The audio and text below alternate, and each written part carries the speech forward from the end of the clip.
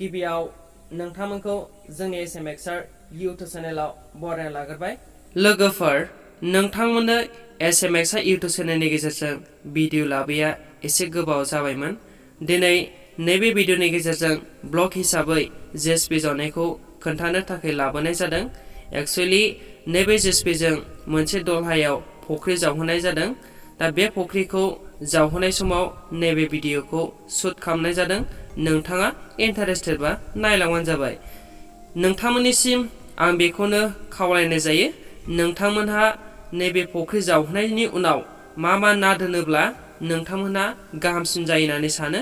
Actually जायफोरा ना फिसिगासिनो दं एबा फिसिखांबाय एक्सपिरियेन्स गोनां, नोंथांमोननिसिम आं बेखौनो मिथिहरनाय जायो। नोंथांमोना जुदि आइडिया दङब्ला बबे नाया बांसिन देरो, माबायदि नाखौ फिसियोब्ला साबसिन जायो, बेनि सोमोन्दै खोब खोन्थाहरो। बेखौ नोंथांमोननिसिम आं बुंहरनाय जाबाय। अन्नानै नोंथाङा कमेन्टनि गेजेरजों बबे नाखौ फिसियोबा साबसिन जायो बेखौ बुंहरदो। लोगोफोर, नैबे जाहैबाय लांदां हा। बेवहाय माखासे गय बिफां गायदोंमोन, बेयो रानजोब्बाय हा गोराननि जाउनावनो। दायो बेवहाय गय बिफां माखासे थानायफोरखौ जावखुनानै मोनसे सिमां सुजुदों। बेवहाय आं साहा बागान खालामनि। खमसे खम बियो 3 बिगासो हा दंबावो। नोंथांमोना उनाव नायलांबाय थानो हागोन। दायो जेएसपिखौ जावफिननायखौ खोन्थाफिनबाय। फुख्रिया एसे गुवारैनो जागोन। नोंथांमोना जेब्ला हागोन अब्ला आं खोन्थागोन। दायो नोंथाङा नायगासिनो था आरो इन्जय खालामबाय था। अके, नायदो बिथिं जावखांबाय आरो ओरै फारसे जावगासिनो दङ। एक्चुअली जेएसपिखौ जेब्ला जों जावनो लेंहरदोंमोन अब्ला बेनि जानाखि बारहा बियो सानसेयाव 10,500 लायो। नोंथांमोनाबो जुदि इन्टारेस्टेडब्ला बिदि फुख्रि जावहोनो हागोन आरोना। आरो बेनिफ्राय ना दोननानै नोंथाङा रां खामायनायनि सुबिदाखौ मोननो हागोन। दायो आं नोंथांमोननो खोन्थागासिनो दङ।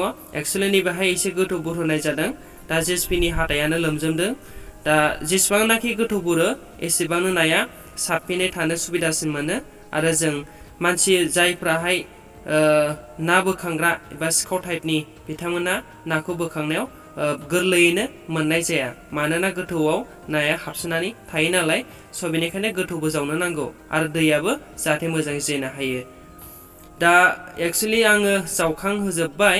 बेनिफ्राय नोंथांमोननो फोरमायनोसै नैबे फुख्रियाव खमसे खम आधा बिगासो जाबायानो।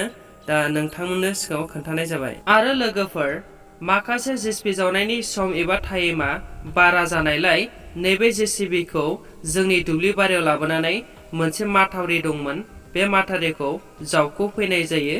आरो बे जावखुखानाय माथावरिनि हाफोरखौ दुब्लिनि माखासे गाहाय हा जायफ्रावनाखि दैया लोमसावना थायो बेयाव गारहोनाय जायो। लोगोफोर, नोंथांमोननो नैबे भिडिअनि गेजेरजों मोनसे मेसेज होनाय जायोदि नोंथांनाव जुदि सोलोंथाइ दङब्ला आरो नोंथाङा जेबो खामानि मोनाखैसैब्ला, खामला हाजिरा मावनो लाजियोब्ला, नोंथांनि न'नि साखाथियाव थानाय बा नोंथांनाव जुदि हा दङब्ला जेरावनाखि दै थायो बेयाव फुख्रि जावहोनानै ना फिसि, जेन' नानि गेजेरजों नोंथाङा रां खामायनो हायो।